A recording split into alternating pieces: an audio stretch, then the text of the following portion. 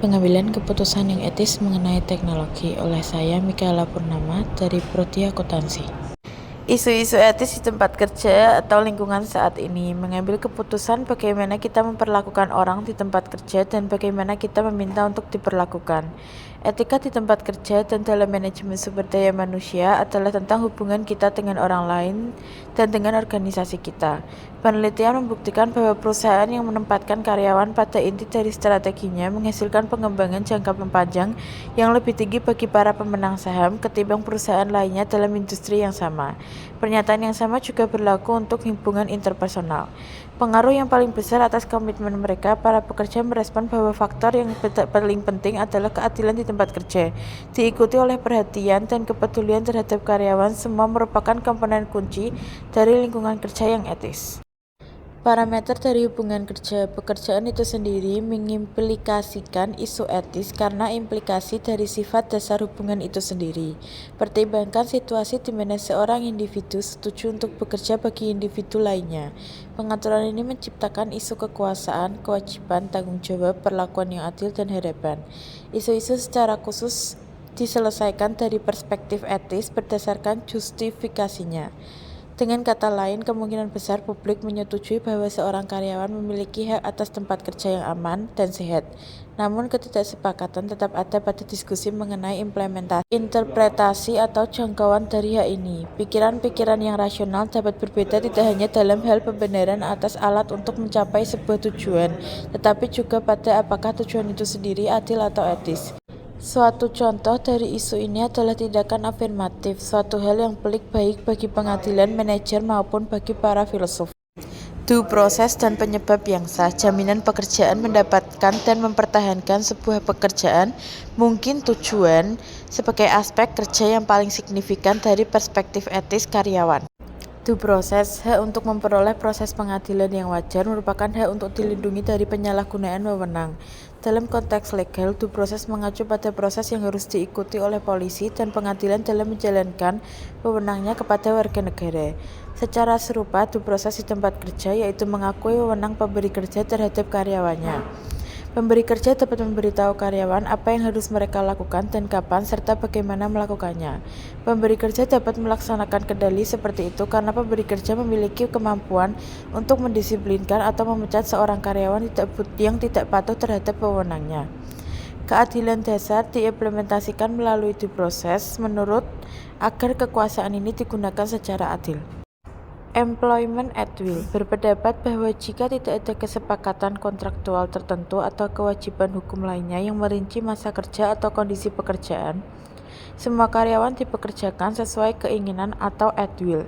Ini berarti kecuali ada sebuah perjanjian merinci sebaliknya, perusahaan bebas untuk menghentikan seorang karyawan kapanpun dan untuk alasan apapun. Prosedur rekomendasi untuk penilaian kinerja yang sehat secara etis dan legal. Yang pertama, terstandarisasi dan seragam untuk semua karyawan di dalam sebuah kelompok kerja. Yang kedua, secara formal dikomunikasikan kepada karyawan. Yang ketiga, menyediakan pengumuman atas kekurangan kinerja dan peluang untuk memperbaikinya. Yang keempat, menyediakan akses bagi karyawan untuk meninjau hasil penilaian. Yang kelima, menyediakan mekanisme permohonan formal yang memungkinkan masukan dari karyawan. Yang keenam, menggunakan banyak penilai dengan latar belakang yang beragam dan tidak biasa. Yang ketujuh, menyediakan instruksi tertulis dan pelatihan untuk para penilai. Yang kedelapan, mensyaratkan dokumentasi menyeluruh dan konsisten bagi penilai yang mencakup contoh kinerja spesifik berdasarkan pengetahuan pribadi. Yang terakhir, membangun sebuah sistem untuk mendeteksi potensi pengaruh yang mendiskriminasi atau menyalahgunakan dari sistem secara keseluruhan. Keputusan yang berkaitan dengan perampingan sebaiknya diambil oleh sebuah kelompok representatif sehingga kepentingan dari seluruh pemegang kepentingan dapat dipertimbangkan dan untuk mendapatkan kepercayaan dari mereka yang terkena dampaknya. Fakta-fakta harus dikumpulkan dan isu-isu harus ditetapkan. Menghitung tingkat resiko yang dapat diterima selama aktivitas itu aman dan aktivitas itu tidak aman. Probabilitas terjadinya bahaya untuk sebuah aktivitas kerja tertentu atau probabilitas terjadinya bahaya untuk aktivitas serupa yang lebih umum. Lalu probabilitas terjadinya bahaya untuk sebuah aktivitas kerja tertentu dan probabilitas terjadinya bahaya untuk aktivitas serupa yang lebih umum.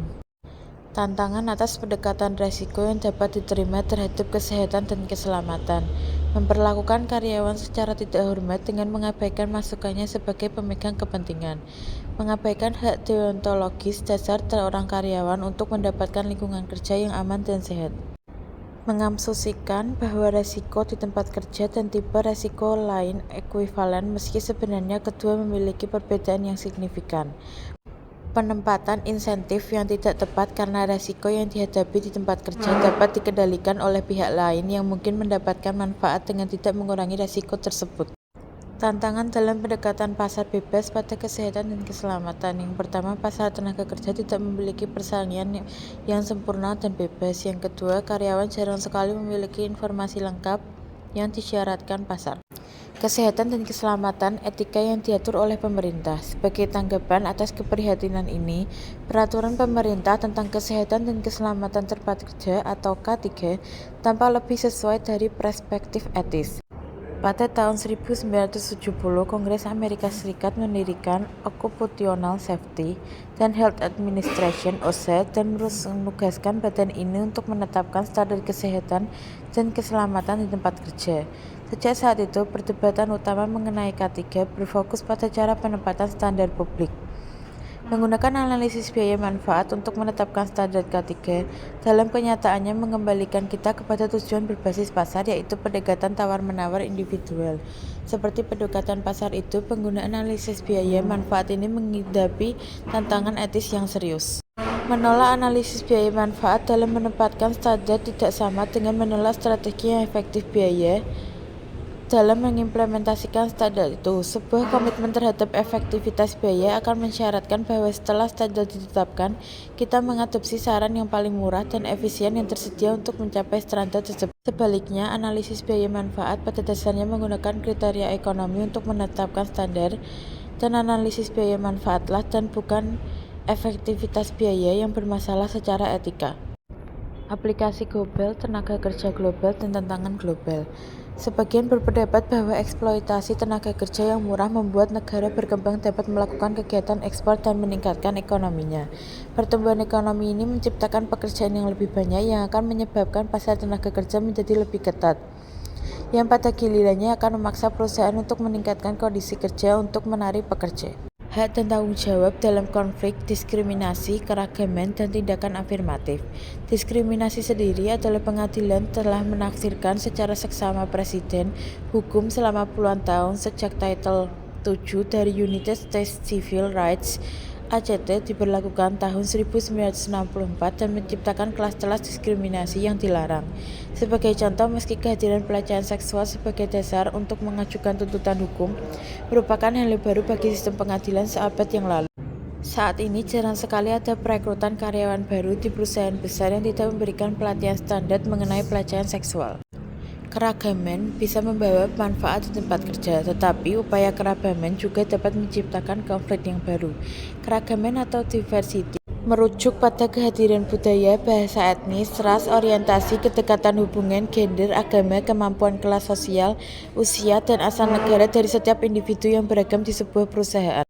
Keragaman secara potensial dapat meningkatkan beberapa wilayah dengan ketegangan yang berarti, ketika perbedaan itu baru atau kuat, dan ketika sebelumnya stereotip negatif mengendalikan interaksi antara kelompok-kelompok tertentu. Kita memerlukan sensitivitas akan potensi konflik. Tindakan afirmatif. Dengan sejumlah pendapat yang legal, pemberi kerja memperoleh beberapa pedoman dasar untuk menciptakan program dan kebijakan tindakan afirmatif. Bagaimana hambatan hukum pada program tindakan afirmatif ini sejalan dengan kerangka kerja deontologis dan teologis yang juga mendukung pengambilan keputusan yang etis. Yang pertama, upaya atau kebajikan tindakan afirmatif tidak boleh melanggar secara tidak perlu hak karyawan mayoritas atau menciptakan penghalang yang mutlak terhadap kemajuan mereka. Yang kedua, upaya atau kebijakan tindakan afirmatif tidak boleh hanya menyisihkan posisi apapun bagi perempuan dan kaum minoritas dan tidak boleh ditafsirkan sebagai kuota yang harus dipenuhi. Yang ketiga, upaya atau kebijakan ini tidak boleh mengguncang harapan para karyawan yang Contoh kasus yang saya dapat, penggunaan perangkat lunak pemantauan aktivitas karyawan. Sebuah perusahaan mengimplementasikan perangkat lunak untuk memantau aktivitas komputer karyawan seperti email, browsing, dan waktu penggunaan aplikasi kerja. Perusahaan tersebut menggunakan data ini untuk menilai produktivitas karyawan, namun beberapa karyawan merasa privasi mereka dilanggar karena mereka tidak beritahu secara jelas tentang apa yang dimonitor dan bagaimana data tersebut akan digunakan. Dalam kasus ini, perusahaan harus mengambil pendekatan yang lebih transparan dan etis. Beberapa langkah yang dapat diambil untuk menyelesaikan masalah ini adalah memberikan pemberitahuan yang jelas kepada karyawan tentang perangkat lunak pemantauan, termasuk data apa yang dikumpulkan dan tujuannya. Menerapkan kebijakan privasi yang menjelaskan bagaimana data karyawan diperlakukan dan menjamin bahwa hanya data terkait pekerjaan yang dipantau. Memberikan opsi untuk diskusi dan umpan balik karyawan, serta mempertimbangkan batasan pemantauan agar tidak melanggar hak-hak privasi mereka.